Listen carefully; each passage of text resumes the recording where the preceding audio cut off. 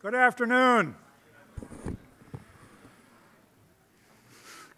Distinguished guests, colleagues, faculty, staff, and students and friends, it's a pleasure to welcome you to the third annual Eugene H. Fram Chair in Applied Critical Thinking Lecture.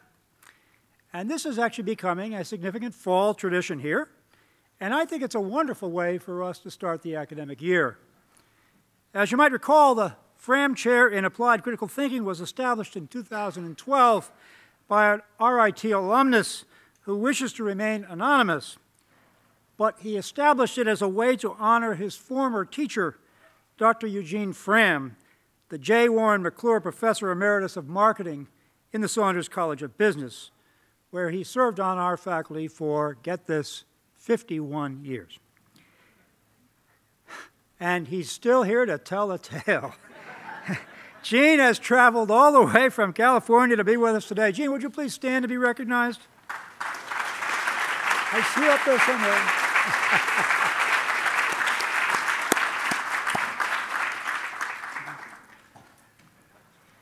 Critical thinking remains one of the most important and widely discussed topics in contemporary higher education. And frankly, I believe it is essential if our democratic society is to flourish, if our students are to become actively engaged global citizens, and if they are to become lifelong learners. And frankly, if they don't do those things, they won't live truly meaningful lives. In a deeper and more profound sense, critical thinking and critical reflection can help them to understand themselves, the world, and their place within it. And I should actually replace the them with us. Just this last week, Inside Higher Education, probably the most active online higher education website, published an in-depth article on the Fram Chair and our specific institutional efforts to date under Professor Sheffield's leadership. It has been another very busy and productive year for him, but much important work remains to be done. He has continued to lead faculty workshops and to sponsor related programming. A preliminary draft plan for integrating critical thinking across our undergraduate curriculum has been written and presented to key shareholders, including the Provost Council, the Fram Chair Faculty Advisory Group, and several academic departments. He has also met with many faculty, students, and staff individually to discuss their teaching pedagogy and to suggest ways in which to make critical thinking a more intentional learning outcome. When RIT hosted the second annual meeting of the Assessment Network of New York this past April, he organized and led a panel on the assessment of critical thinking challenges, opportunities, risks, and rewards, which included several regional and national experts. This past July, he led an RIT team to the American College of Colleges and American Association of Colleges and Universities Faculty Institute on Integrated Learning across the departments, that's a big mouthful, in order to discuss his plan and to seek extra expert feedback and guidance. And in recent weeks, Chip has been networking and discussing critical thinking with a number of influential international scholars. Now, many of you remember, if you attended last year's Fram lecture by the noted NYU sociologist, Dr. Richard Arum, you'll be pleased to know that he is coming back to RIT on May the 7th, 2015, to discuss his newest book, Aspiring Adults Adrift. That sounds like me, actually. It is already receiving a great deal of critical attention, so please mark your calendars. And I couldn't be more delighted that Chip persuaded Dr. Bell, an Intel Vice President and Director of User Experience Research at Intel Labs, to give this year's lecture. Chip, I'd like to ask you to come forward and formally introduce our speaker. Chip?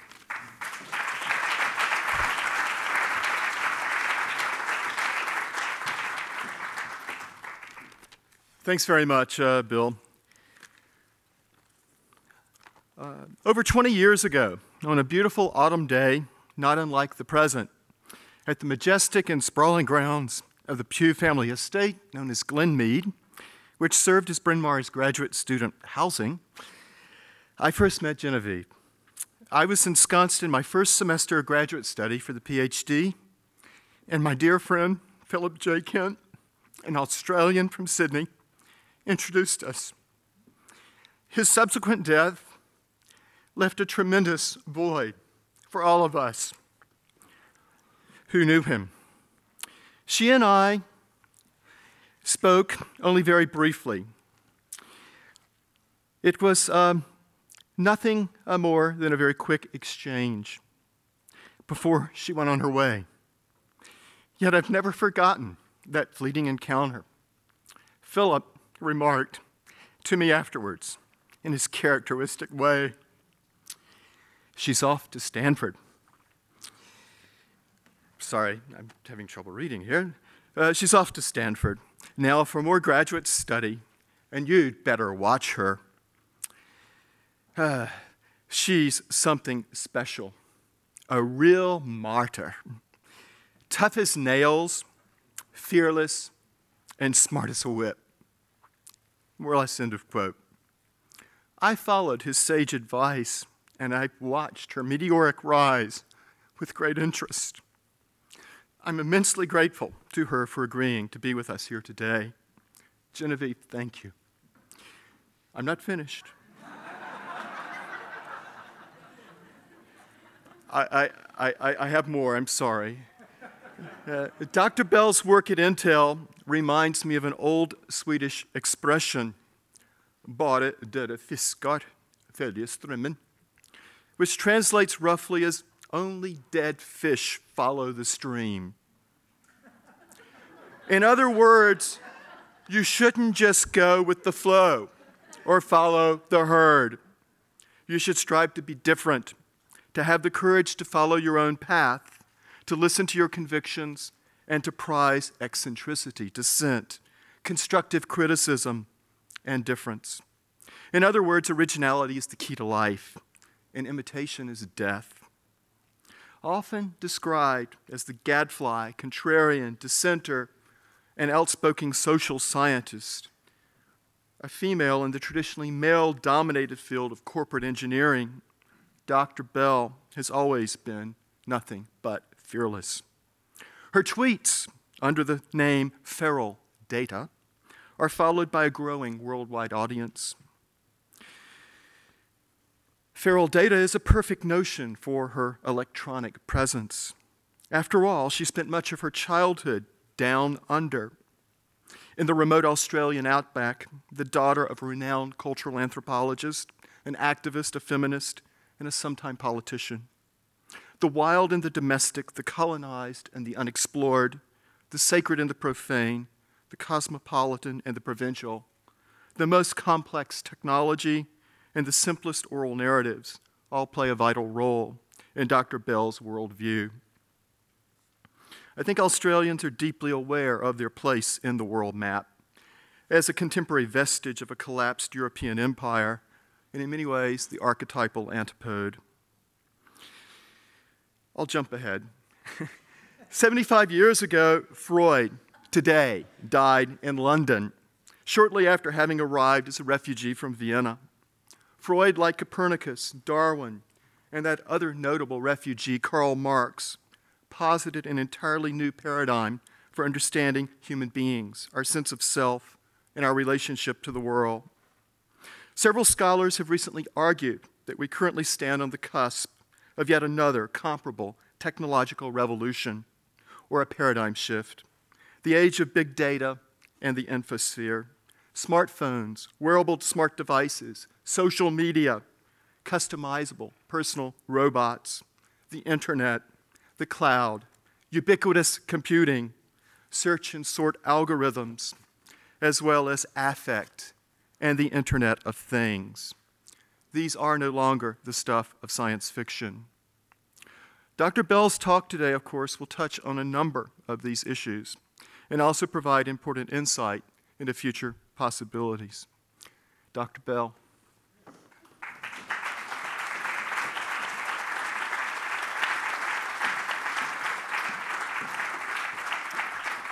Wow, way to make a graceless entrance on my part. It is my extraordinary privilege and pleasure to be here. It is always an honor to be at the universities of America. I consider myself to have been a product of a liberal arts education on the East Coast. I've just been reminded quite some time ago. Thank you for that. But I thought what I would do this afternoon was talk a little bit about a piece of speculative work that I have been doing. And it's fascinating to be reminded that it's 75 years since Freud's death, because I think in some ways he would resonate with this topic. I entitled this lecture Making Life because I'm very interested in the ways in which technology has served both literally and figuratively to shape our imaginations. I'm also really interested right now in the topic of robots. I've just learnt the sign for robots. Very obsessed with the topic of robots because I find them fascinating as a proxy for a certain set of conversations about what is technically complicated but also always the subject at the center of our imaginations. So those were a number of gracious introductions for me. I think probably it is best to say two other things. I am indeed the child of an anthropologist, but I'm also the child of an engineer. My father was an engineer, as were both of my grandfathers. And whilst I grew up living with Indigenous people, I also grew up dismantling engines. So I have a certain affinity for the mechanical that I tend not to talk about very publicly. My father would be saddened by that, I am sure. I was lucky in my childhood to have moved to Central Australia in the late 1970s and lived there in the early 1980s with communities of people who still remembered their country before Europeans came. And my childhood was full of stories about what that country was like before fences and cattle and whitefellas. And most of my childhood was spent as a result without shoes, not speaking English, and never in school. I know that's a dreadful thing to say at a university. And I hasten to add I wasn't homeschooled, I simply wasn't schooled at all. My long division has never recovered from this, but I know how to get water out of frogs. And that's not something you can say about everyone. It also is in some ways unexpected, given such a peripatetic childhood, that I would end up in the United States and in American industry. That was never my chosen path. My mother, as Professor Sheffield rightly points out, was an academic, but she was also an activist and a firm believer in social justice. And she raised my brother and I to believe very strongly in the notion that if you could see a better world, you were morally obligated to help bring it into existence. That through your actions and your intellect and your heart and your passion, and if needs be, your life, you should seek to make that better world be. And that's a hard charge for a small child. It's no better as an adult. But that notion that one was morally obligated to make a better world is something that has shaped my entire intellectual and personal life. So I came to the United States to go to university. I stayed for graduate school. And in the late 1990s, I was teaching at Stanford Native American Studies and Anthropology. And in March of 1998, I met a man in a bar in Palo Alto, and he changed my life. I hasten to add that's not career advice. For those of you who are still students in the room, the advice here is not hang out and meet strange men in bars, although it sometimes works to one's advantage. This man changed my life not because I married him, not because I had his children, not even because I had an affair with him, but because instead he asked me a very simple question. He asked me what I did. And I said I was an anthropologist. He turned out to be a serial entrepreneur in Silicon Valley and didn't know what that was. So I explained it to him patiently. He then said, "What are you doing with that?" And I said somewhat proudly, I will admit, that I was a tenure-track professor at Stanford University. And he looked at me and said, "Surely you could do more." And that was an extraordinary thing to be told, as someone who was raised to, believe in the university system. And I left at that point, because that was really enough of that conversation. So imagine my surprise when he called me at home the next day, because my mother, like I'm sure some of the mothers in this room, had cautioned me not to give my number to strange men in bars, and I hadn't. And this was 1998, before Google, before LinkedIn and Facebook, before a white box on the internet into which you could have typed my name. And instead, he'd done it the old-fashioned way. He called every anthropology department in the Bay Area looking for me, by description. She's redheaded, Australian, loud. To the infinite credit or discredit of the secretary of the Stanford Anthropology Department, she said, "Oh, you mean Genevieve, would you like her home phone number?" And so here I have Bob on the phone saying, "You seem interesting." And I'm saying, "But you don't." And then he said words that for some of you will, much like me, haunt me for my life. He offered to buy me a meal. And when you're fresh out of graduate school, the prospect of free food is still a motivating factor. So I had lunch with him. Ultimately, he introduced me to the people at Intel who interviewed me and made me a job offer. I turned them down 6 times because I couldn't understand what it was that the job would be. It didn't have a description. It didn't really have a title. It mostly came with the invitation, "You seem interesting," which, as far as I was concerned, wasn't really a job description. And every time I pushed them and said, "What would I be doing?" they said, "Well, we don't know yet." And that was not necessarily comforting. But sometime about 16 years ago, almost to the day, I woke up in my bed in Menlo Park and I realized I was facing a decision. I could choose to stay in the university system and pursue tenure, and I knew what that would take. And I knew just how good I was going to have to be for the intervening 6 or 7 years before I accomplished that mission. And I wasn't sure if in so doing I would have lived up to my mother's expectations or my own. And I realized that there was this offer on the table that I was perhaps misunderstanding, and that a company like Intel was in the middle of the largest technological transformation of my lifetime, a technological transformation that stood the possibility of shaping the way we did everything, not just the way we resulted, and engaged with information, but how we engaged with each other and with money and with God and with love and our bodies, and all of that seemed kind of amazing. And for those of you who were still children in 1998, I know it sounds odd to imagine that it was ever up for grabs that the internet was not going to be this thing, but there was a brief moment in the late 90s where it could have gone either way. But here was Intel saying, "You should come join us." And I realized that I was being given the invitation and the opportunity of a lifetime. That I was being asked to sit in the middle of the most exciting conversation as someone who could be a different kind of voice. Because they knew I wasn't an engineer. They knew I was an anthropologist. They knew I was slightly difficult. Because truthfully, when they interviewed me, their last question was, "Is there anything else we should know about you?" And I said, "Yes, I'm a radical feminist and prone to, neo-Marxism." And my now colleagues said to me, "Will we like that?" And I could quite honestly say probably not for the first 6 months, which turned out to be accurate.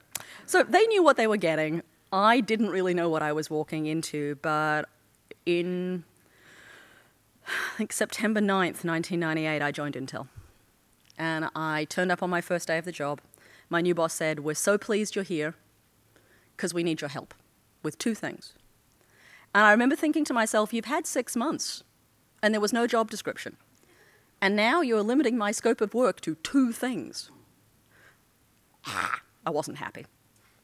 And I said diligently, "What 2 things are they?" Because, you like to make a good impression on the first day of the job. My new boss says, "Well, we need your help with women." I'm like, "Okay, which women?" My new boss says, "Well, all of them."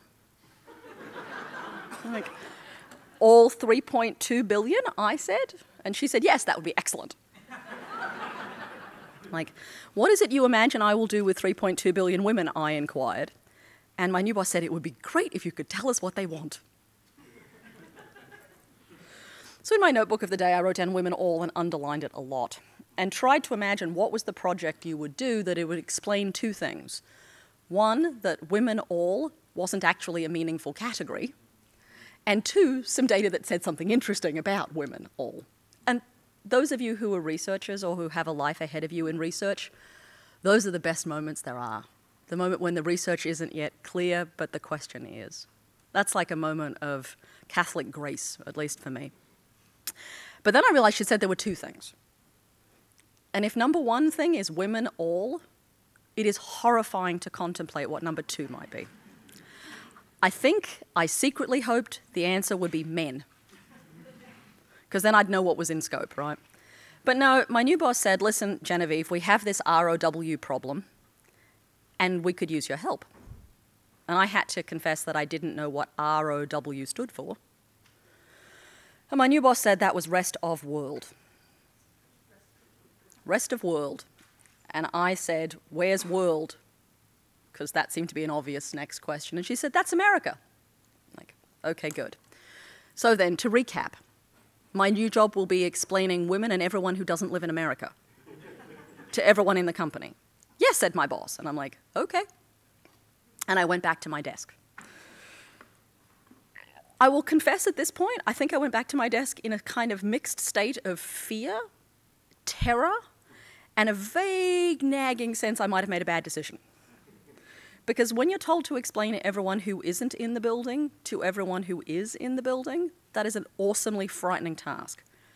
But it's also been my job for 16 years, and it has been a job I have loved more than any other. And I consider myself to be an extraordinarily privileged and lucky person that has been my job. Because I get to spend my time in people's homes all over the world, getting a sense of what makes them tick, what they're passionate about, what frustrates them, what they want for themselves, their kids, their families, their countries, and think about how to use all of that to shape next generation technology. And that's kind of a lovely job to have. And there is amazing work in that job, but all of that is the stuff for another talk. In this talk, what I want to do is tell you about the other piece of my job. Because when I'm not actually looking at what people are doing today, I think critically about what are the stories we tell ourselves about the future. Because those stories are incredible insights into the way our minds work. And I think there is a call for all of us, particularly I think here in an applied critical thinking program, a call to be critical about those stories and to be able to interrogate them. So part of my job, in addition to thinking about people, is also thinking about what I would call here the socio-technical imagination. So the ways in which we imagine the intersection of people and tech. There's lots of ways I could illustrate that. As Professor Sheffield suggested earlier, I'm a bit manic on Twitter at the moment, so I thought I'd use just a couple of examples from Twitter to talk about what I mean here. William Gibson, many of you may know, is a preeminent science fiction writer. His work helps shape the way we think about the internet and data and all sorts of things. But recently on Twitter, he posted that he had woken up from a dream which had taken place entirely in Google Maps Street Views. So here is a man whose imagination shaped the world, finding technology in turn shaping his imagination. And there's something to be said here about the interplay between technology and the ways we think about the world. This is not a straight singular line, right? It is always complicated and it is a constant interplay. Because that didn't necessarily resonate for everyone, I realized there was a better example I could pull from Twitter, which comes from my favorite follow on Twitter, someone who is tweeting as a robotic vacuum cleaner under the tagline, the self-aware Roomba. Now, many of you may not know this, but the Roomba is the most highly adopted computational robot in the world. There are 10 million of them on the planet. That means there are more Roombas than any other kind of robot. Just pause and think about that for a minute. The robot uprising is not going to come with the Terminator destroying you. It is going to come with your robotic vacuum cleaner disconnecting your wireless router. We're going to experience the apocalypse with a lot of dirt, not necessarily, death and destruction.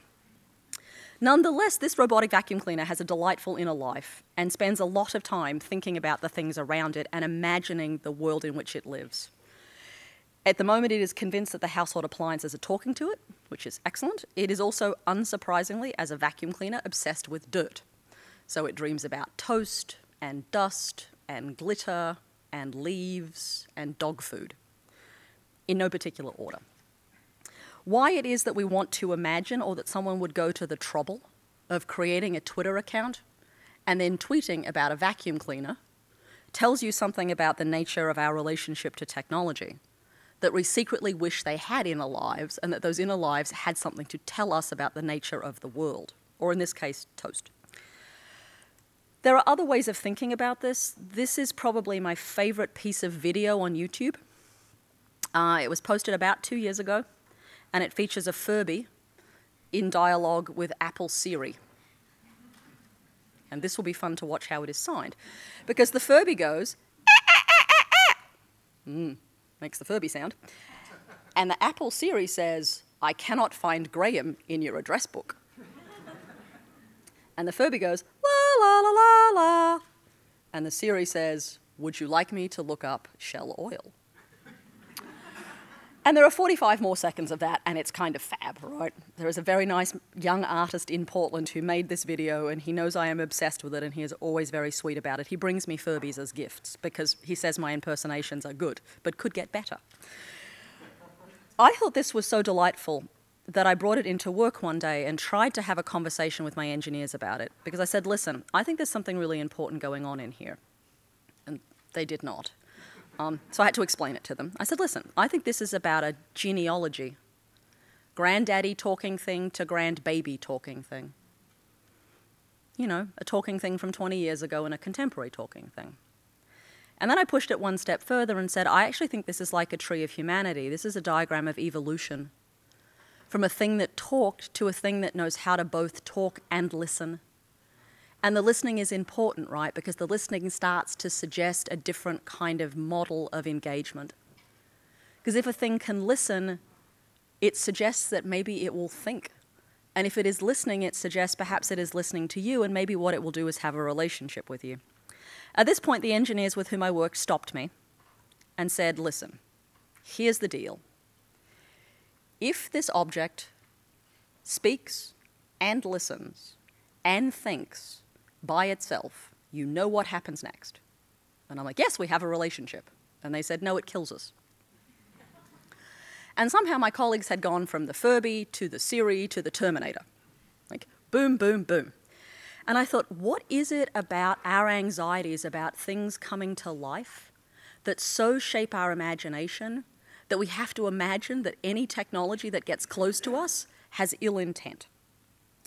And I started to think about that, right, as an anthropologist, as someone who studies the ways we think about culture. And I realized a couple of things.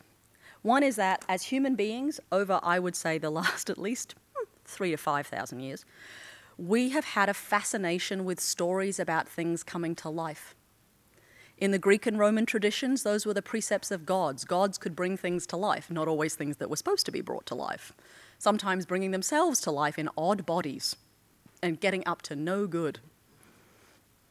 In the Christian tradition, we know that the foundational stories are about a God bringing human beings to life, bringing us into existence. In most of the other major world traditions, there are stories about a God figure making human life.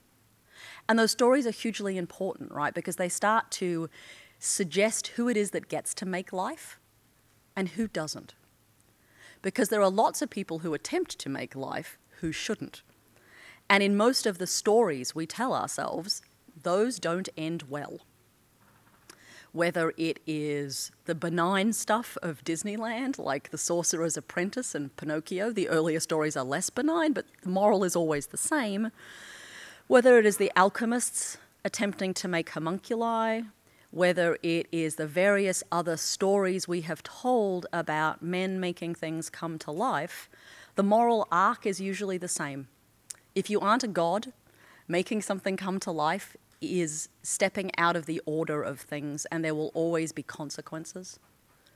In some ways, the most important of those stories, the one that shapes our socio-technical imagination today, is actually the story of the golem that comes to us out of Jewish mysticism and out of the Kabbalah, and is a story about, told in many ways, the most dominant one is told about the Rabbi Lowy or Levi in Prague in the 1600s, who carves a creature out of mud and brings him to life to look after the Jews in Prague. And he is a creature who can only do God's work and the rabbi's work. He can't do ordinary tasks. When he does, nothing good comes of it. Think Sorcerer's Apprentice kind of activity. But he is seen as being this extraordinary figure, right? Carved out of mud and clay, brought to life by God's word slammed into his forehead, and given this incredibly important role of protecting the Jewish community. But that story of men bringing something to life, of a creature brought to life from other sorts of material, that story never goes away. And it haunts our imaginations through to the current day in many incarnations that you will recognize and I will touch on later. What is fascinating, however, is by the 1700s, we stop just telling stories about making life because a whole series of new technologies start to stabilize that make it possible to at least start to make things look like they're alive. So whether it is early experiments with electricity, whether it is early experiments with vivisection and autopsies where you start to be able to trigger nerves. There are a whole set of things that start to happen in the early 1700s that transform the way we think about bringing things to life because they start to make life not just a narrative but a possibility. Possibly the kind of first blush of this, the moment that is really significant, comes as there is a surplus of watchmakers and watch parts. A kind of classic thing, right? Watches take off, a lot of people flock, people send their sons to become watchmakers, then there is a glut in the market, and watchmakers who don't know what to do with themselves. This is to overly simplify a fairly long period of history. Nonetheless, you have people who are good at tinkering with mechanical things and realize that the same thing that makes a watch tick could make something else tick too. And there was a period of time in the 16 and 17, even into the 1800s, where people made a thing we now know as automatons. So small things that wound up and did stuff.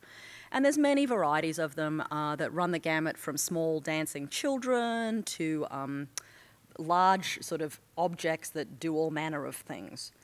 My favorite of them, and arguably the most important of them, is by a man named Jacques de Vaucanson. And it came to life in 1736 in Paris. It is called Le Canard Digesteur, or the digesting duck. I know that doesn't sound particularly significant, and you may be wondering, why would a duck shape robotic history? But it did. So Vaucanson was an incredibly talented mechanical engineer, before we knew that was what the word was, right? And he was also really interested in simulacrum or verisimilitude, of things being like the thing that they resembled. And he set about to make a duck that was really duck-like. Like he wanted it to be like as ducky as you could make it. And clearly, if you were living in France in the 1700s, lots of people had encountered ducks. So it's a pretty high bar, right? You know, what your duck needs to be. And so this duck had 400 mechanical parts in it. It was about this big.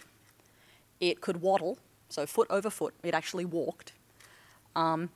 Its beak clattered. That was good. Vaucanson decided that this duck should digest, because as you do, so you could feed this duck. And his first pass at it, he made a digestive tract of metal. But when you put water in it, it rusted. So Vaucanson became the first person in Europe to use vulcanized rubber for anything. Effectively for the intestinal tract of a wind-up duck, but nonetheless. Maybe not an honorable start, but a good start. And so you should be able to see where this is going. So this duck walks, this duck eats, this duck digests, and there's only one thing left for this duck to do. Now, in 1736, it was very hard to fake digestion. So this duck had a trick up its sleeve or possibly somewhere else. Because this duck actually had a pre-cached reservoir of duck poo in the bottom of the duck, which was collected every night by someone, I imagine an intern or a postdoc. Because those are the kind of tasks we all got given. And so as this duck would walk across the stages of Europe, it delighted people with its extraordinary resemblance to ducks, because it did everything they knew ducks did, like all of it. Walking, eating, digesting, pooing. I mean, it was like a full wonder. In fact, so spectacular was this duck that it's made its way around Europe. It was on many of the courts and stages of Europe. Voltaire said of this duck that without this duck there would be no glory for France. That may say more about Voltaire or France than it does about the duck. Nonetheless, this was understood as being a transformative moment. A moment where you could take technology of the day and make something come to life, something that resembled life enough that, you know, had Freud been around then, he might have called it uncanny. And truthfully, I'm sure these were the things he was meditating upon when he thought about things as being uncanny. But unless you think that verisimilitude is the only prize for life here, there is a counterexample I want to bring you from Japan, from the late Edo period, and a Japanese imperial mechanic by the name of Tanakan, who took the very same, T-A-K-A-N, Tanakan, who took the very same mechanical object, the watch, deconstructed it, and made a different kind of automaton. They called them karakuri, K-A-U-R-R-I, twice, karakuri. But you could just call them automatons because that would be easier. They were never meant to look like lifelike things, right? So this particular karakuri is about 12 inches high. It works by putting tea in the teacup. When you put tea in the teacup, it runs across the tabletop. When you pick up the teacup, it bows and runs backwards. There was nothing that did that. There's not like, you know, some small animal in Japan that is being animated to deliver tea.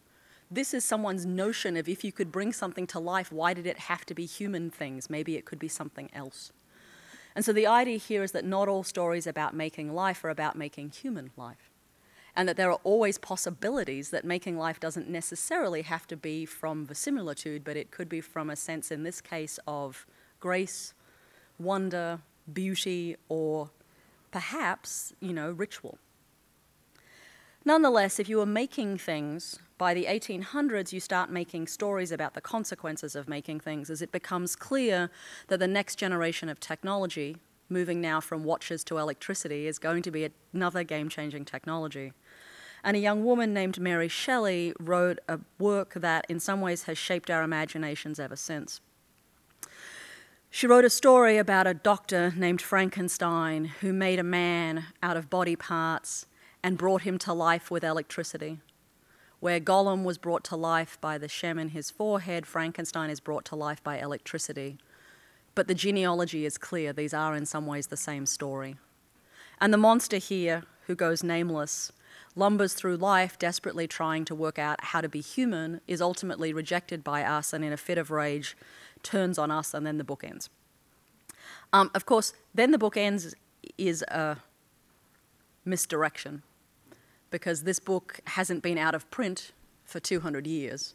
It has been the subject of more plays and movies and television shows and moments in popular culture, such that I now know there is a sign explicitly for Frankenstein, and you all know what it is. The bolt's right here.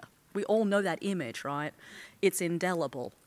And this story has stayed in some ways to shape our imaginations and is the legacy of the Gollum story, right?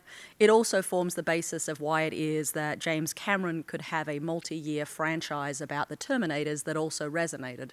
Because there is something here in the ether, the zeitgeist, about what it means to bring things to life and what the consequences are. Doesn't ever end well, is what you should take out of this. What is fascinating is, despite the fact we all know that, we keep building stuff. So, you know, okay, so Shelley says, bring it to life with electricity, nothing good will come of it. And people go, oh, let's try bringing it to life with electricity. I'm like, okay, good. So, in the back half of the 1800s, from the late 1800s into the early 1900s, people started experimenting with the next generation of technologies. At this point, electricity is still not stabilized enough out of Leyden jars and galvanic batteries, but steam engines have come along, and boy, are they excellent. And you can power all kinds of things with a steam engine. Mostly, it should be said, mechanical elephants, because you could hide the steam engine inside their bellies, so having them lumber along wasn't so bad. But there was a whole period of these things called walking men or steam men, which were this first attempt to animate the body. Now, of course, you always had a steam engine dragging behind you, so it wasn't a very good trick. But you can see people are trying to work out, how do we harness electricity to make something interesting? And how do we harness steam? And how do we make life? And of course, in some ways, all of those technologies become foundational. Electricity, steam, mechanical, mechanized parts. But also by the time we enter the 20th century, we're talking about radio and movies and the beginning of well, the telegraph, the beginning of mass production. There are many things going on. And 100 years this year, the arc of all of that is transformed by World War I, which arrives and starts to ask some questions about what is the nature of technology, what will it do, what will it bring, what does it mean to imagine that all of those technologies that had seemed so speculative and spectacular before 1914 were also now suddenly repurposed to danger and death. And coming out of World War II, there were a series of conversations that were sparked about the nature of technology, the nature of social organization. Should we think about democracy or socialism or Marxism or utopian communities? Did we have to think differently about labor, about the roles of women, about the notion of the relationship between the citizen and the nation state? And all of those conversations were incredibly rich and incredibly fertile, particularly in the arts. And in 1920, there was a Czechoslovakian playwright and writer by the name of Karel Čapek, who was working on his second play. He'd written some novels, he'd written some short stories, he'd watched most of his friends die in World War I. He had been highly politicized by that, and he started writing a play that was his response to everything he saw around him. And that play premiered in Prague in January of 1921. The play was called Rossum's Universal Robots, and it brought into existence for the very first time the word robot. Because up until then, the word robot didn't exist. It's a made-up word. It's a borrowed word. It's a word in Czechoslovakian, robota, that means serf, like as in feudal lords and serf, so a power relationship, right? And he thought about using other words, and his brother encouraged him to eschew cyborg and a few other words in favor of this word, because he knew it had a political context. It had a power context, right? And so this play debuts in Prague. The narrative is familiar. We would all recognize it. There is a man. His name is Rossum. He has a factory in which he makes robots. The robots are a biological, mechanical interface. They're designed to do drudgery tasks, and they live about 25 years, and they're not capable of happiness. The arc of the play is there are many robots, then there are more robots, people become less, the robots eventually get really cranky about the fact that they die at the age of 25 and they don't get to be happy, and they go find their maker and demand longevity. We should recognize this story because it's come up a few times since. There are ways in which this play should never have gone any further.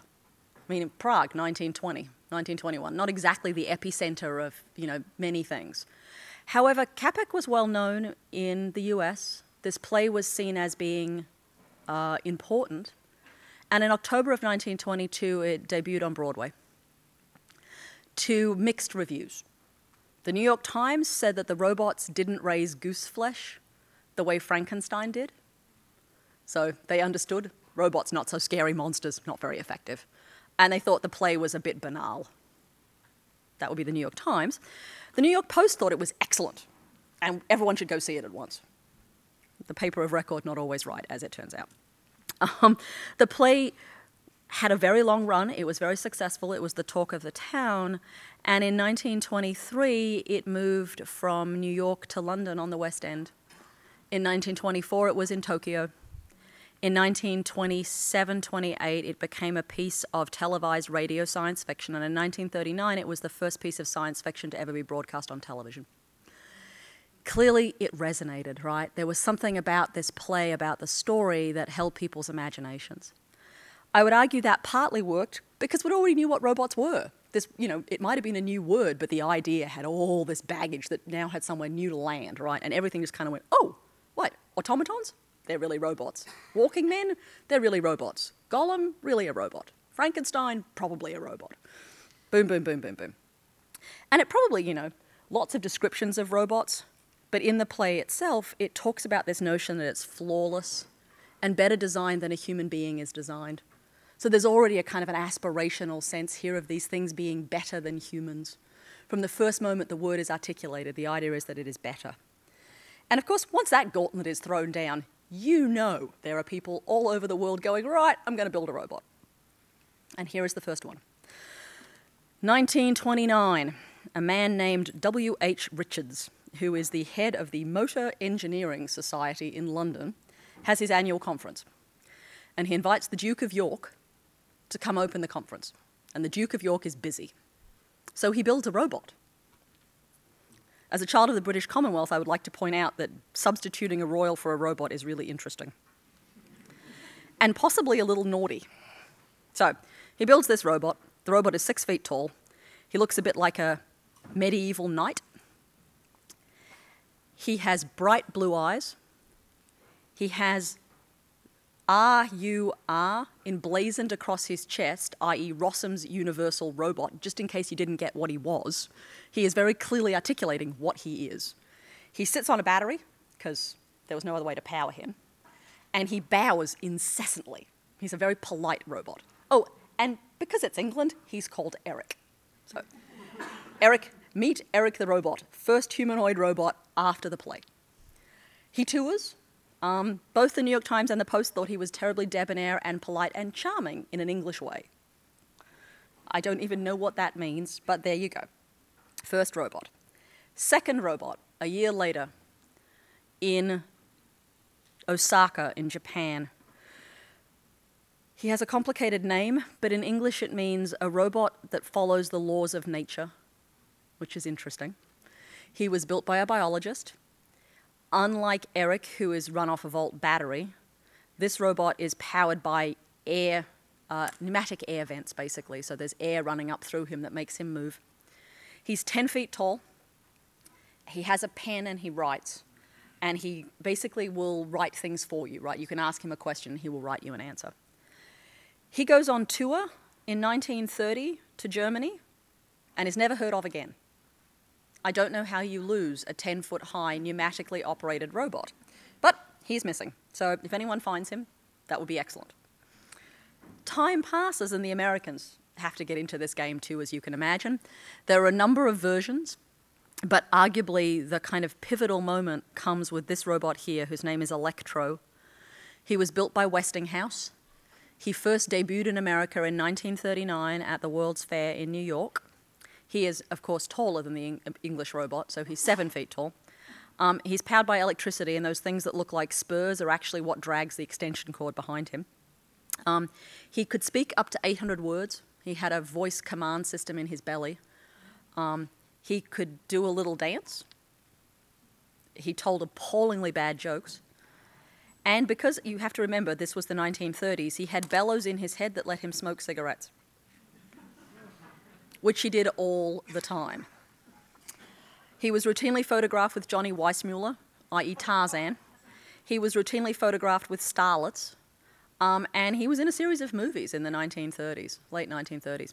He came back to the World's Fair in 1940 with his pet dog Sparko, who could wag his tail. And I suspect had World War II not summoned the United States abruptly, you might have seen more of these things. But the commencement, well, the American joining of World War II, those being two different things, when the World War II started and when you turned up, in that period, no more Electro. And sadly, much like his Japanese counterpart, he disappeared for a bit. His last known public appearance was in 1955 in a Hollywood movie called Sex Kittens Go to College, which I know it sounds like soft pornography, but is not. It is actually in the beach blanket bingo format of movies, so really just, sorority girls and robot, because as you do.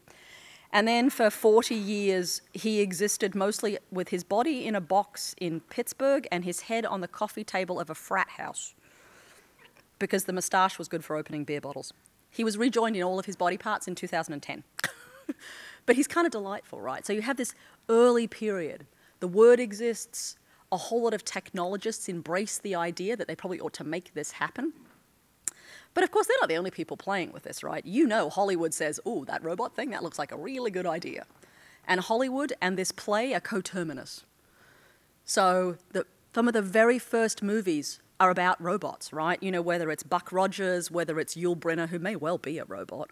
In Westworld, whether it's, Jane Fonda as Barbarella, Stepford Wives, there are many robot stories out there, right? And they have many different arcs and trajectories and types. Clearly in the early days, the robots are like cowboys as they attempt to locate them in a narrative genre because science fiction hasn't really mainstreamed yet.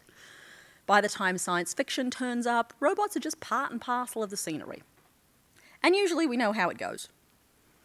But the imagination here runs far ahead of the technical challenges, right? It is much easier to make a robot walk in Hollywood than it is in a laboratory. So you have these kind of interesting moves that happen, right? And ultimately that leaves us in the post-war period in this really interesting position of what is it going to take to make a robot real and how are you going to do it? And my sense is that this actually turns on four things. And while these are true about robots, these are also true about most technologies. These four questions are residual questions that are as much about what it takes to make a robot real as they are about what it makes to take any technology and make it real.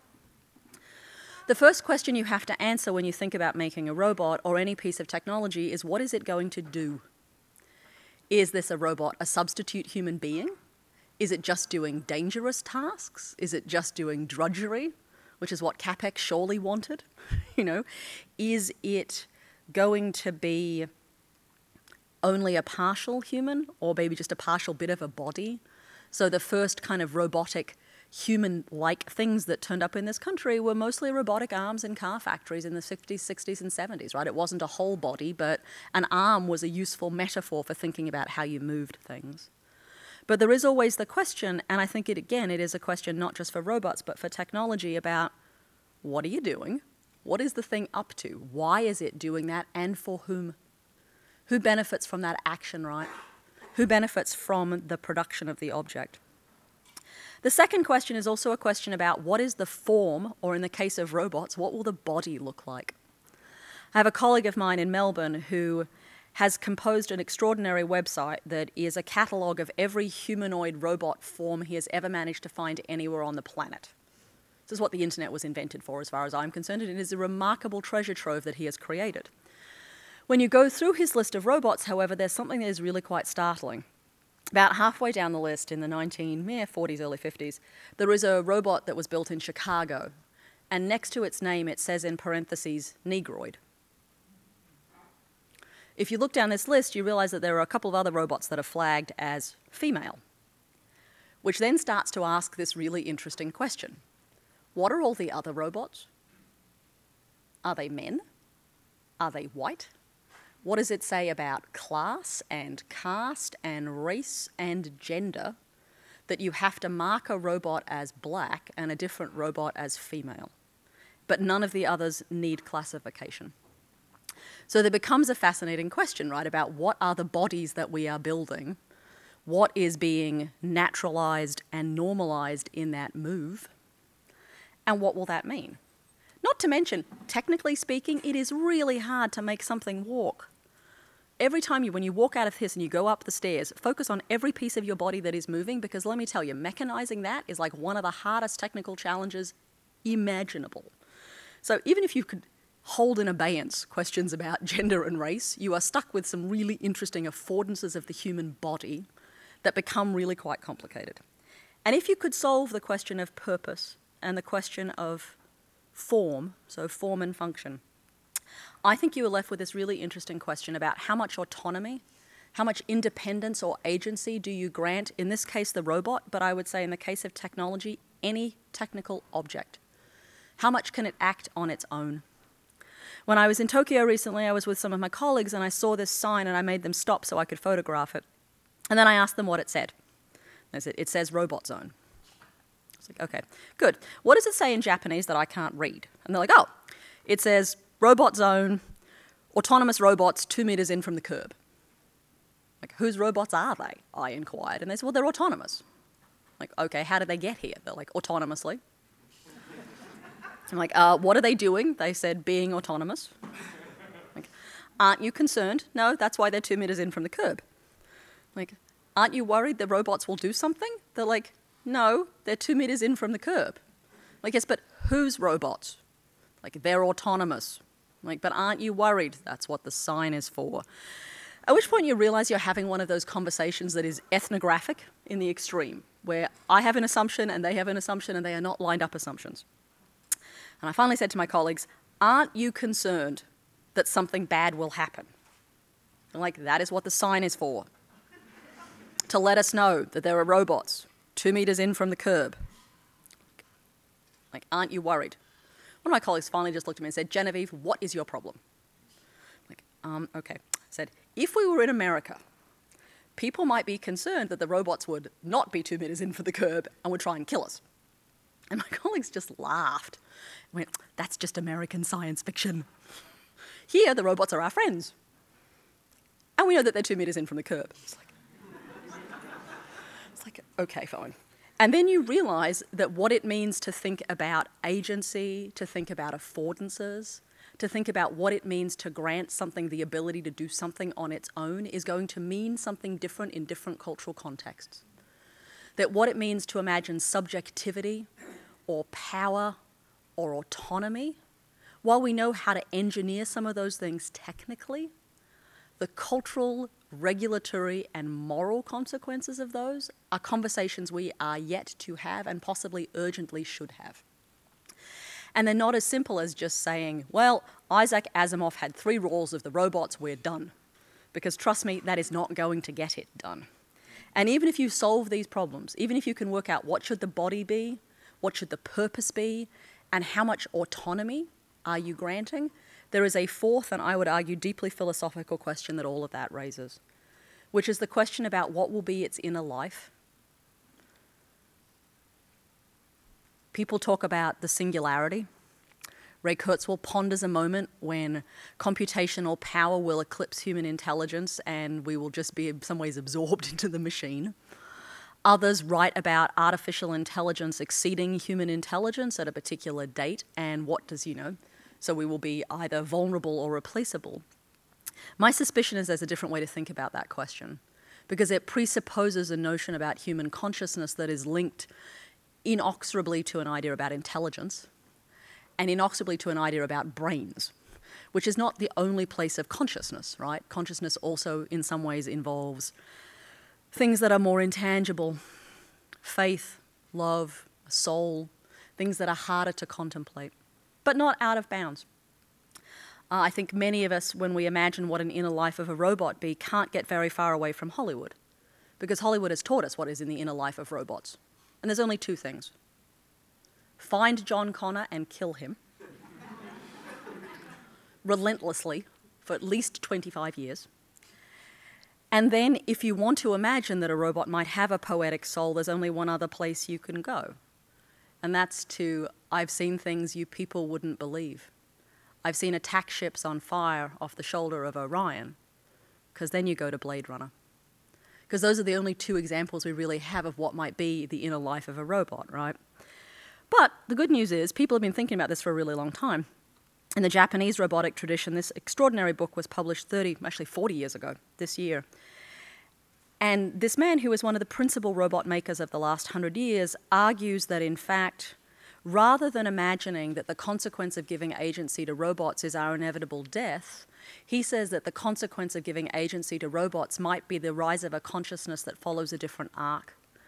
He suggests that robots, because they are capable of infinite patience, might actually accomplish Buddhahood before people do. And he says every time you put down a robot and suggest that its inner impulse is to kill you, what you are secretly doing is externalizing your own fears about the human race. And that much of the anxieties we put on robots are really just the unexamined and unexaminable anxieties we have about the world we have created for ourselves. And in some ways, coming from a Japanese man whose country has been bombed with nuclear weapons, it's easy to imagine that he might want to think about the notion of the arc of human sort of horror in a particular kind of way. I think my argument here, however, is really to say, as we think about any technology, whether it is a robot, whether it is an algorithm, whether it's even a technology object, there are those questions that you have to ask every time. They are my offer of my critical questions. What is its purpose? What is its form? What is its level of agency? And what will be the consequences of that?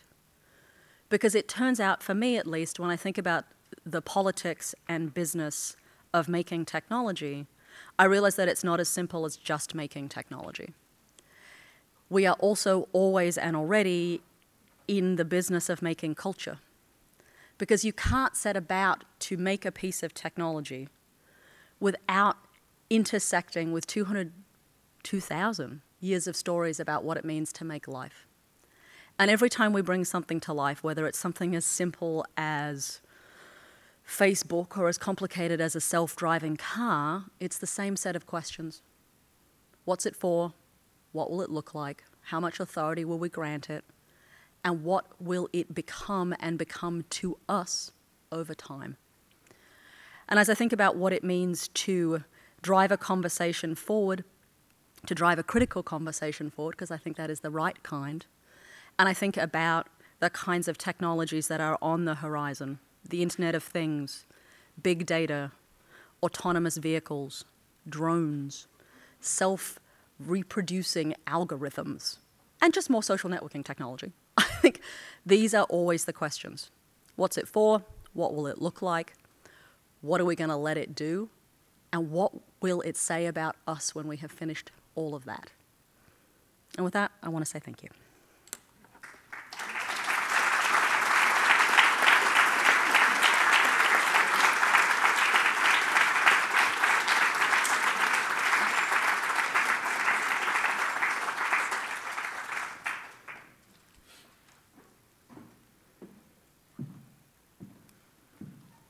Give that one more whirl. What do you reckon? I think there are chairs somewhere. I think they're behind the curtain. You think there are? I just disappear and not come back. I will give you one chair, Chip. Hey, wait, Professor Sheffield. Have a chair. Thank you. You're very welcome.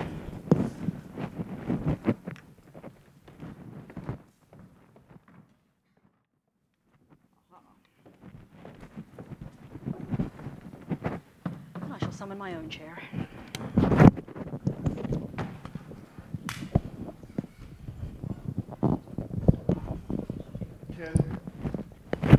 Can everyone hear us, hopefully? Genevieve, thank you. You're welcome. For that fantastic, very rich, and incredibly stimulating presentation. How can you go wrong? It's robots. Right. We wanted to break a little bit this year from our format that we've had the last couple of years, and actually, instead of having formal respondents, which we've had, and they have been superb, to have a bit more of a dialogue between the two of us. And then we certainly are very mindful of the time and want to open up the remaining for some questions from all of you who've been so patient, especially with my long introduction. Your talk was just such a rich and wonderful presentation, but it got me thinking about this distinction between the Orient and the Occident, the East and the West, and what an extraordinary difference there is.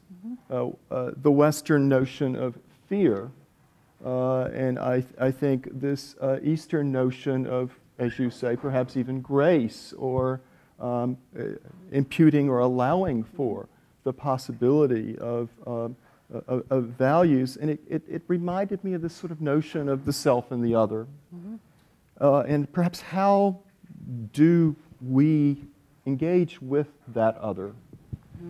And is there a difference then across this East-West fault line? For someone who's spent such an enormous amount of time in Japan, in Asia, in Eurasia, in Australia, one of the big questions I've often thought about in thinking about critical thinking is this tendency to take a very, I think, almost American imperialistic view or a very European view of critical thinking itself. Yeah. And I mean, right, even reading a book, reading what makes us think we read left to right or right to left, these conventions that are adopted. But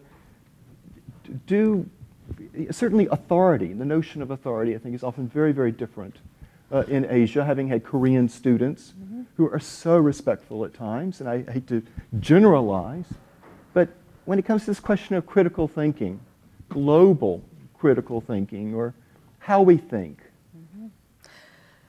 Wow, that's a lot of questions. So I'm going to answer the one I feel like answering. Okay, absolutely. The privilege of just having done that. So I think there's a couple of things going on in the fear space that are instructive here, right? When you look at the relationship between the appearances of new technologies, particularly in the post-Enlightenment West, and human responses to it.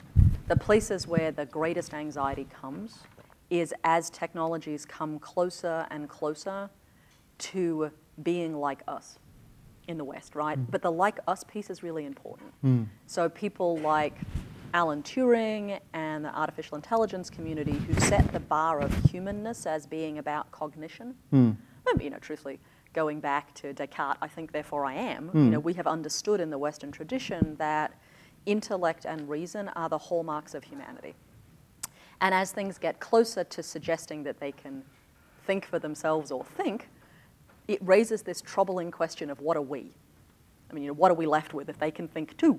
And surely they will think that we are very boring and then they will kill us. Because that seems to be the arc, until you get to Spike Jones, right, where the story is now, they will find us boring, break our hearts, and dump us for 700 other people, which is an interesting kind of repurposing of that tale. I think what's fascinating is you look at lots of other cultures, many other cultural traditions, there isn't a bright line between what has sentience and what doesn't. So many things are allowed to be alive, many things are allowed to have some limited form of agency, some limited form of self-awareness or consciousness. And when you imagine that there is a range of possibilities of things that could be alive, that could be thinking, you are far less frightened when something else proposes to join that collection, right? It is less disturbing to say, only we can think, so if you think, all bets are off. As opposed to saying, we have many things that think in a different set of spectrums, so adding to that collection, not so troubling. Right. And I think what you have to imagine sitting under that are different philosophical impulses, different ideas about the role of rational thought and thinking and cognition, and as a result, different ideas about what gets to be in the conversation as alive versus what isn't, right? And I think, we've had a very particular set of intellectual possibilities about that in the West that are not the same elsewhere. Right. And it's probably, I also hate to generalize, but I think there's something very interesting about the karakuri in Japan in the Edo period, the puppetry that happens at the same time, where all those objects are seen as being alive, right? When the big puppets died, you used to have to physically bury their heads in a cemetery to make sure that they went quietly. So there's sort of this notion of things that were alive that weren't human. And to get to a contemporary period where there is an enormous set of possibilities about what robots are allowed to be and do in the Japanese tradition is very different than here. And my suspicion is there are underlying cultural, philosophical thoughts that make for great differences. So I guess in some ways the long-winded answer to the question is, my starting point whenever I do any work is to always ask the question, how cultural is the thing I'm looking at, right?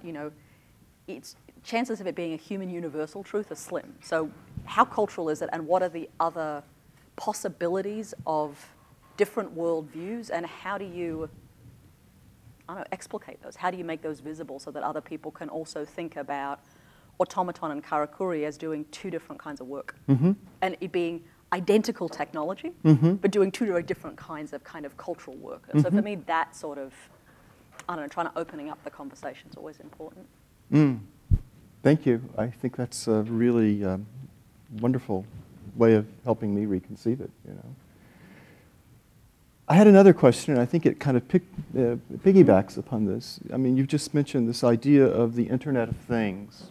It's a wonderful term, and I don't know that everyone here is familiar with what we mean by the idea of an Internet of Things.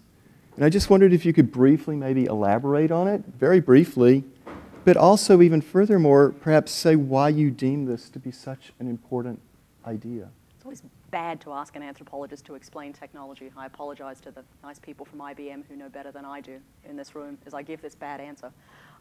So think of the internet as having been a technological infrastructure that was built with a series of nodal points through which information moved in different kinds of ways. The ends of those nodal points have mostly been things we could see and engage with that had operating systems that we interacted with. Servers, computers, tablets, phones. The Internet of Things suggests the next iteration and generation of that, where the things that hang off the end are less necessarily objects that we would program and more objects that are sensing the world and helping drive different kinds of decisions on that basis. So things that are smart, connected, potentially collecting information and providing analytics on it, so doing a level of interpretation, but frequently that stuff happening somewhere else. Many of these objects will be tiny and embedded, but they will ladder up to bigger systems, which we would think of as being things like smart homes, smart cities, transportation systems, irrigation systems, many kind of versions of that, right? Ultimately, what it also is, though, is the next generation of the conversation we are having about the internet. So it becomes a place where we have conversations about more information will let us build better cities. More information will let us be better environmental stewards because we'll know how much resources we are expending. You know, these the stories we tell around the Internet of Things, which is still terribly nascent. I think for me as a social scientist, there are a couple of things that are always missing from those stories. They kind of fall in three categories, right? There are no people. Whenever we talk about the Internet of Things, it's just like the Internet of Things, and there are no people. And you think, well, there are people who are building it. There are people who are going to install it. There are people who will have to fix it. There are people who will regulate it. There are people who are going to be the objects and the subjects of it. And those are all different people. Right. And that's a lot of people already, right, that we're not talking about. Right. And then you have this problem of where it is happening. It's one thing to say smart city. It's a different thing to say smart London, smart Jakarta, smart Rochester, New York, smart Cleveland, or Shanghai, or Addis Ababa. Because each one of those cities is going to require a different sort of intervention. There'll be different built infrastructures, there'll be different regulations, there'll be different habitats, different ways people occupy those sites. And so the specificity is going to matter, right? If you are making a city smart because you want to regulate traffic, that is really different than if you're making a city smart because you want to regulate the population. Very different technological infrastructures. And then the last thing is, every time we say the Internet of Things, there's just this sort of floating thing. And sitting inside that category, you have toothbrushes and telephone poles. All they have in common is that they are along with a pointy thing on the top, right? But what it means to make a toothbrush smart and connected, and frankly why, is a very different question than what it means to make a telephone pole or a light pole smart and connected and why. And so sitting inside this, there's a series of questions we haven't yet worked out how to ask about what those things are going to be and what they need to do and what all of our rituals are about them. And the landscape in which they exist isn't even. So, you know, connecting your toothbrush so that it doesn't work without a gamification engine and your cell phone in the bathroom, there's 3 of them on the market right now, is very different than connecting a traffic light, right? And so part of what makes it interesting to me as a researcher and as a scholar is that there is tremendous richness in all of that, but it is waiting to be excavated. It's a wonderful response. Demonstrating that I don't know how to answer a question quickly. Well, you did a great job of proving that. One really other question I've really wanted to ask you is, why the ferality of data? And what is gained, or what is the advantage of conceiving of data as feral? As feral. So I come from a country, I'm a settler in that country, and in the 200 plus years of Australian history, we have routinely brought things to my country and assumed we could control them. Bunnies. Bunnies in Australia? In Australia, this. Bunnies. Thank you. You're welcome. Bunnies. Camels. You can do this. Bunnies and camels and goats and cane toads and like, there's just a lot of stuff, right? And every time we brought it to Australia, we went, oh, we can control it. And every time it got there, it literally jumped the fence and ran away. And 200 years later, we are dealing with the consequences of all of that jumping the fence and running away. And I have always thought there was something theoretically powerful in the notion of feral, that it is in some ways like the Frankenstein story, right? It's a story about hubris. And I think there's something about imagining that we can record everything or have everything recorded, and that it won't end up out of control in some way, to me just seems delightfully and terrifyingly naive. And that we have every example in the history of the last at least 200 years to suggest that arguing you can control something because you've put guardrails around it is to set yourself up to not have the right conversation. Right. And so for me, when I've used the tag feral data, and when I have talked about feralness as an analytic category, it's been partly about trying to bring into the theoretical framework a thing that is very clear from my lived experience in my homeland, but also a way of starting to ask some different questions about, you know, what does it mean to think about domesticating something? What does it mean to think about the moments of losing control? And frankly, sitting inside feral, there are multiple options, right? In Australia, we all knew the rabbits had gone feral because you couldn't miss them. They were everywhere. It was like a lot of bunnies. It was just like bunnies everywhere. When the camels went feral in Australia, no one noticed, which is interesting because camels are much bigger than bunnies. It's true, they are. It's a scale problem. But the camels went feral in a place where there weren't that many people, mostly Aboriginal people.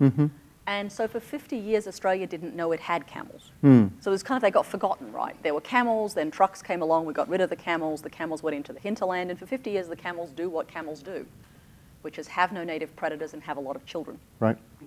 And so around about 1990, Australia woke up and went, Uh-oh.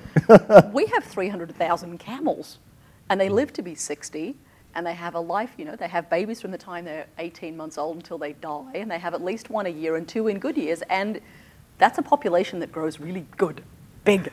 It's an excellent CAGR if you were, you know, in the business world. It's not good if you want to control the the camel population.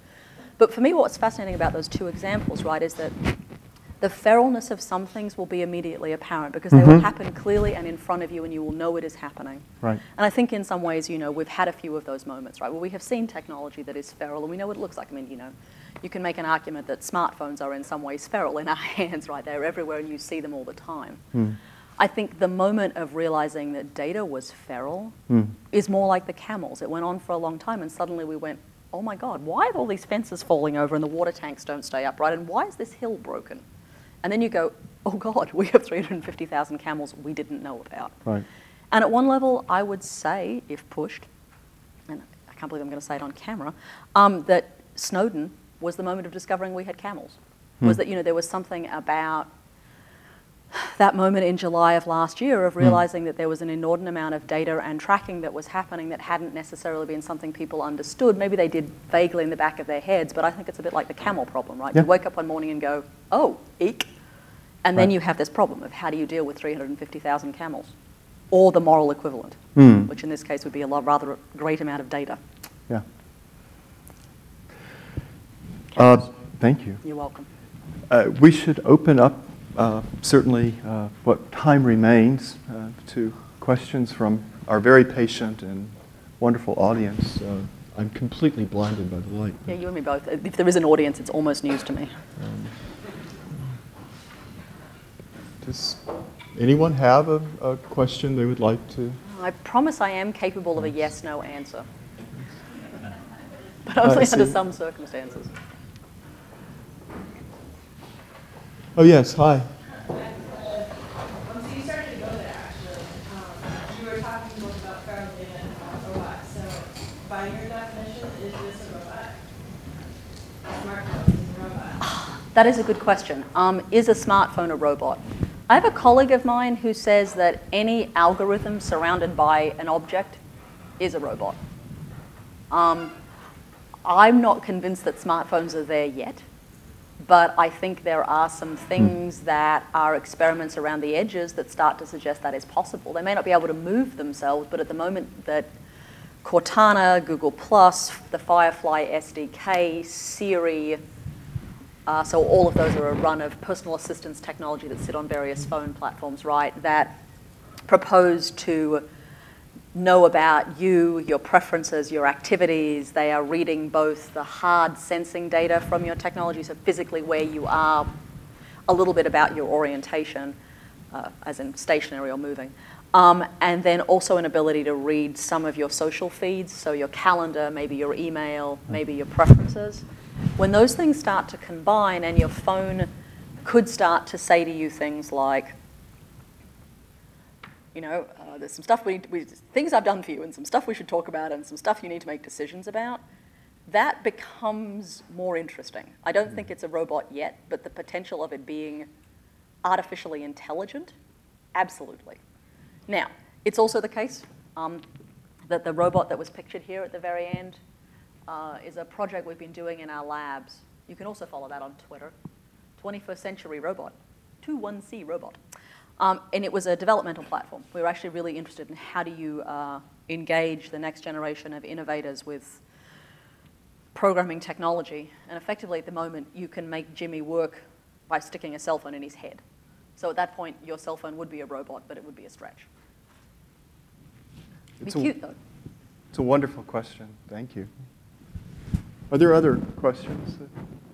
I see a whole bunch of hands. Yes? So do you think that someday we'll have an affection? Can you get a microphone, please? I can repeat the question if you like. It's coming, Will. I can just repeat it too. It's easy enough. That's okay. Yes, hello. So my question was, do you think that someday people will have affection for robots? Like I have seen that some robots that are pets, people use them as pets. So do you think that's a possibility in the future? I think it's already happening. I think it depends how you regard affection, right? If the statistics are to be believed, 50% of Americans who have smartphones sleep with them less than 4 feet away from their bodies. I'm willing to bet there aren't that many things that you sleep with 4 feet away from your bodies and know where they are at all times that you don't have some kind of affection for. We have a mild anxiety when the battery dies, when the lights blink, we want to respond. I think as human beings, we have routinely had affection for things that were not necessarily traditionally animated. I can think of many examples. B.B. King loved all of his guitars and called them all Louise. Lucille, thank you. It's like Louise, Lucille. All of them, every single one. Most, knights named their swords. People had names for their horses. People have long-standing relationships with their cars. I suspect there are some with bicycles. My suspicion is we have had affection for many things. What that will look like with the next generation of technology things is interesting to contemplate, right? Particularly if there is any capacity for those objects to return our affection in some way. So, I could argue, if pushed, that, my relationship with Amazon is actually quite fond. When I turn up on Amazon, they go, Genevieve, you're here. Here's all these things we think you should like and buy.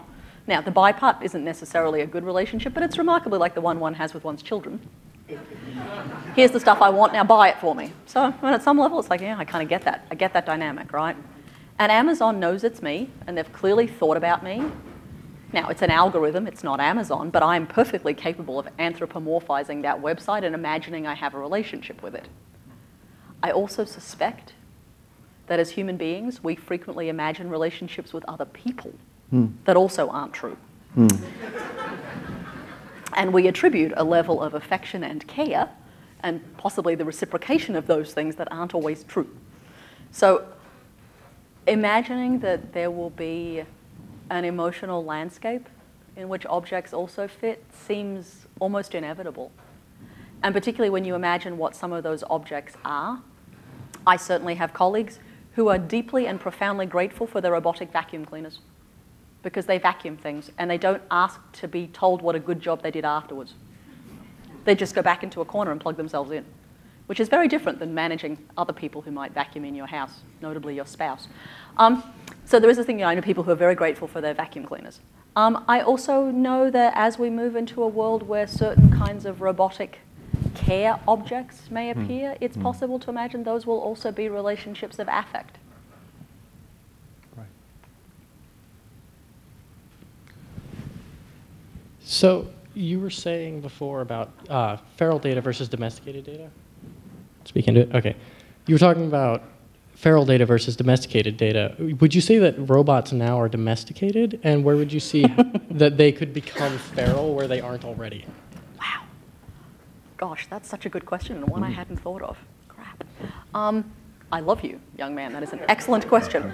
That is most excellent. And A+ for the day. Yeah, exactly. Well, possibly for the week. I suspect part of why I think the self-aware Roomba is so funny is because it is the beginning of feral. I mean, there was a moment last October when that vacuum cleaner decided to celebrate Halloween by breaking out of the house and running down the street. And there was something about the notion of a runaway vacuum cleaner that was both delightful but also possibly prescient. And I wondered what that would be like. I think one of the fears that is always played on here is that, in fact, these objects will be feral, you know, that they will run wild. And because feral in some ways is also just another code for sentient and self-determining and not bound by the rules and the fence, I think there is something about that that is troubling, right? For my colleagues who work building robots, one of the hardest things they have to build for is for mixed environments, right? So it's fine when robots are with other robots. When you put robots with humans, it gets really complicated. So you actually have to work out how to manage those interfaces. And I think in some ways in the short term, it's those interfaces that become more interesting than what will happen with the robot uprising. Because again, frankly, I'm increasingly convinced the robot uprising might just be the vacuum cleaners, which would be excellent, but it will happen down here. Yeah, exactly. Well, there was a couple of really interesting incidents that got made more of in the press than I think was necessary, but about robotic vacuum cleaners that, in the press's language, killed themselves, which is interesting. That constitution is already interesting, right? What does it mean to have a vacuum cleaner that decides it's so miserable that in one case it appeared to have climbed onto a stove and set fire to itself? I think that was probably not true, but it was an interesting kind of moment. And there are some lovely design experiments. I have a colleague of mine in Europe who's just finished a project that was you'd like it, it was a design intervention called Addicted Toasters. And he imagined a world of the Internet of Things that were toasters. So, you know, rather than telephone poles, toasters. And in a world of quantified self, so, you know, when we can measure how far we walk, how much we eat, you know, we're starting to metricize ourselves. These toasters were quantifying themselves.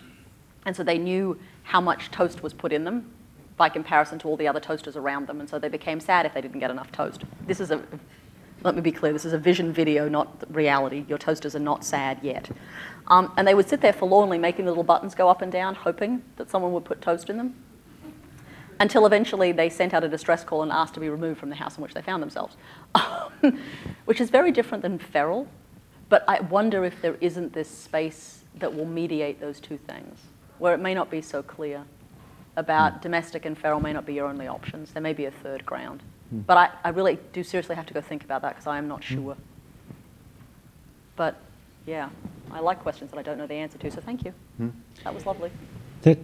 You mentioned earlier the over Thank here. you. Yeah. The example was brought up of robotic pets, and you can think of, you know, the affection that someone has for their pet, and in general, pets have shorter lives than we do. How will that equation of affection change in people's perceptions when we recognize that the robot will outlive us? How will that affect the affection relationship? Wow. I don't know about you, but I don't have any technology that proposes to outlive me. The operating systems break, they get corrupted, the power charger doesn't work anymore. I mean, there's some interesting technical problems you'd have to solve before one might imagine a digital object will outlast you. That said, I think there are some really interesting pieces about what does it mean to start to imagine affection to things that don't necessarily change. I mean, you know, phones are an interesting one, right? Your phone gets old, you replace it with a new phone. Does your affection last with the old object or the new object that has all your stuff in it? So robot dog dies, you get new robot dog, it has same personality as old robot dog. Is it the same dog or a different dog? It gets a hardware and software upgrade. How do you feel about that? I happen to loathe the push upgrade on my last laptop. It made me really cranky and I wanted to go backwards.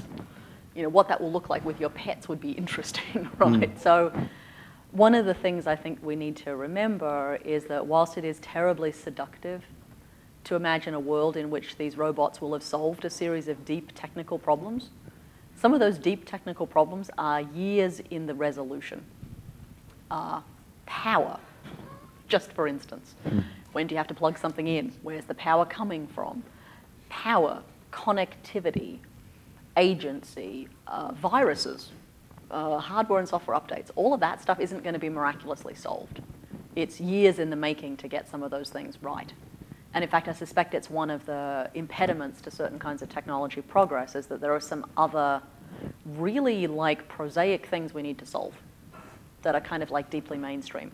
That said, I have just remembered, your question makes me think of it, there is a lovely feral robot project, I knew it was somewhere in my head, by a woman named Natalie Jeremchenko.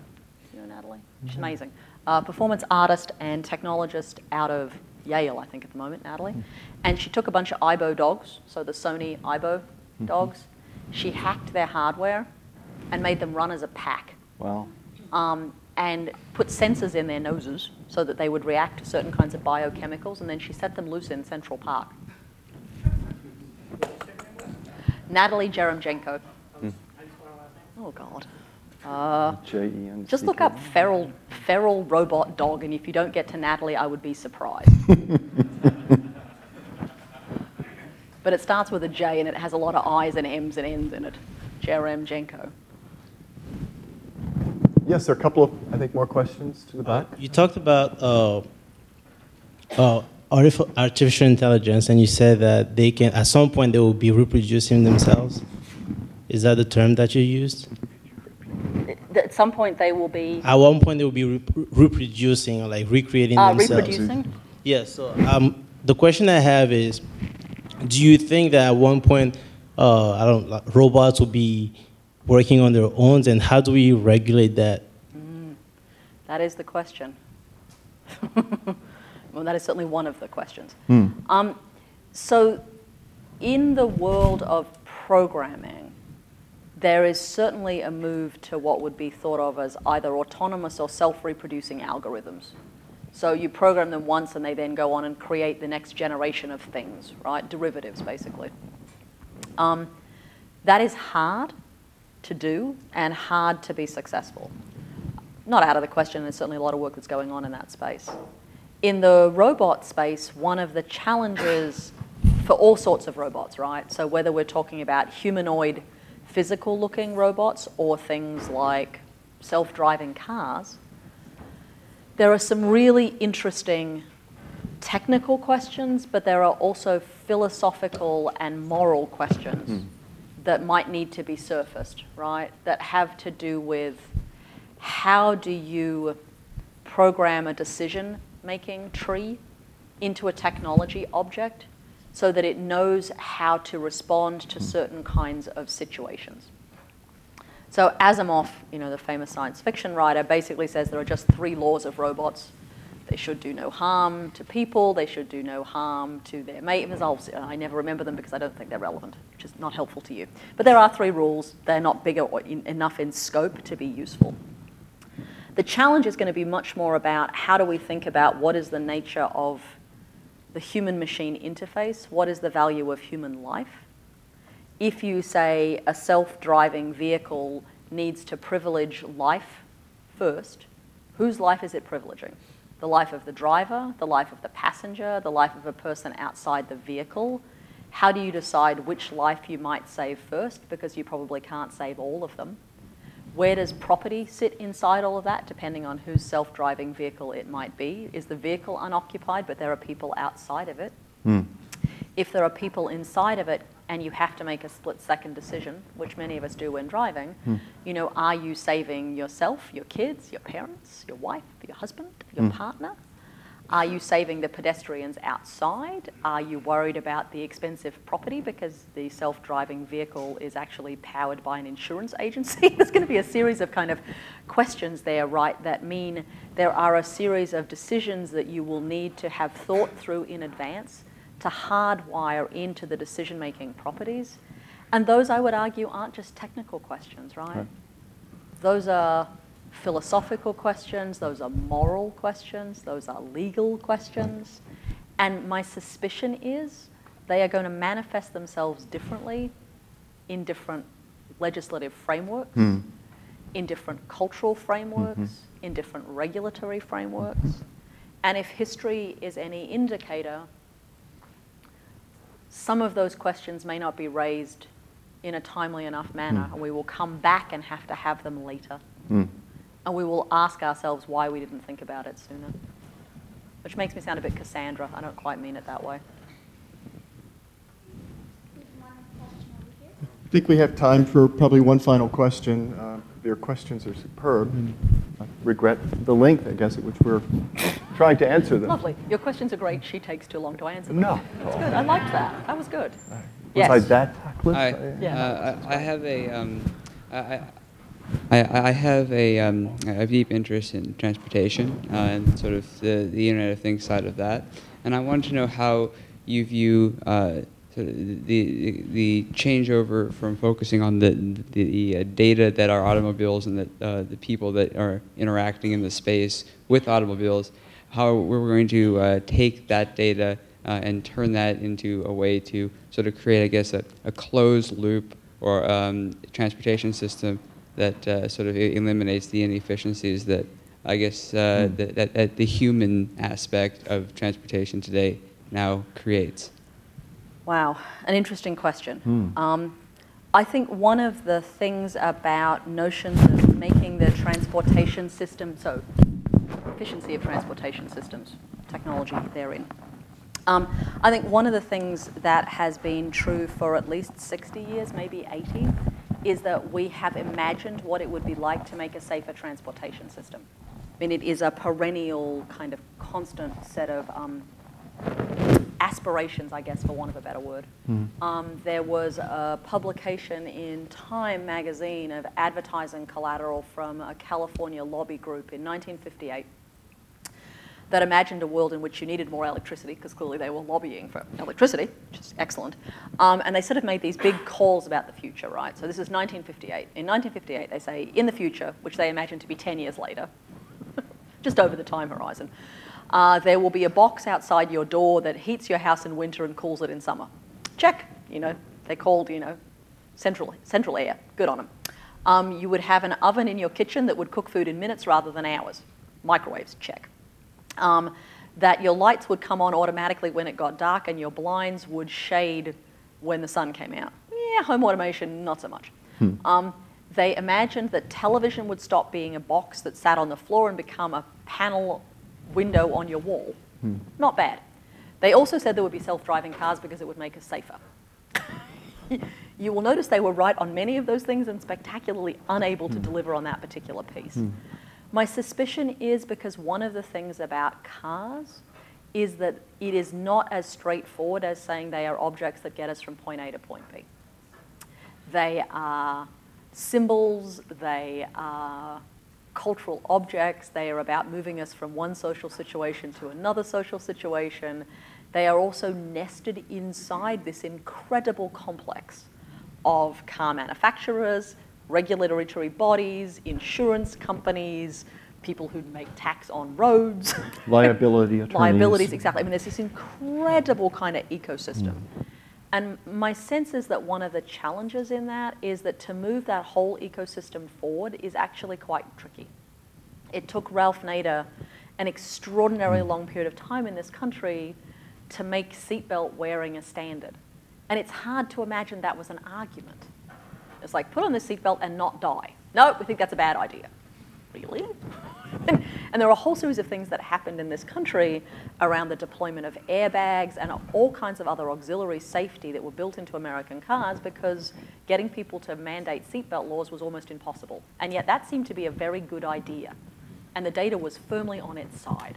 So I think part of the challenge here is one that says it's not simply a matter of everyone agreeing that human beings are dangerous when they are behind the wheel. That data has been true since cars were invented. And there are particular categories of human beings who are more dangerous. Mostly young people between the ages of 17 and 25, and within that, mostly young men. Sorry. You know, and if we just banned all of you from the road, we'd be better off. But that's not going to happen either.